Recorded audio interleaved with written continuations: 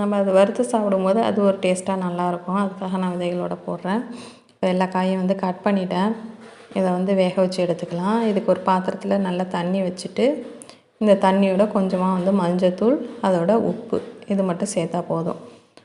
சேர்த்துட்டு தண்ணி நல்லா கொதிக்கட்டும். நல்லா கொதித்த பிறகு இதோட நம்ம நறுக்கி வச்சுருக்க பாவக்காவையும் சேர்த்துடலாம்.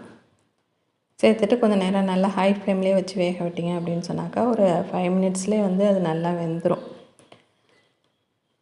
அதை ரொம்ப குழைய விட்டுறாதீங்க. ஓரளவுக்கு நம்ம கட் பண்ணி பார்த்தோன்னாக்கா ஒரு ஸ்மூத்தாக ஓரளவுக்கு கட் ஆகிற அளவுக்கு இருந்துச்சு அப்படின்னு சொன்னாக்கா அந்த பதமே வந்து வத்தலுக்கு வந்து கரெக்டாக இருக்கும்.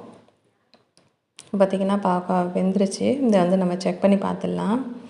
பாருங்கள் நல்லா சூப்பராக வந்து வெந்துருச்சு. இந்த ஸ்டேஜில் நம்ம எல்லாத்தையும் எடுத்துகிட்டு நல்லா ஒரு தாம்பாளத்தில் நல்லா பரப்பி விட்டுட்டேன். நீங்கள் ஒரு பிளேட்டில் வேணாலும் கொட்டிக்கலாம். கொட்டிட்டு நல்லா வெயிலில் வச்சிங்க அப்படின்னு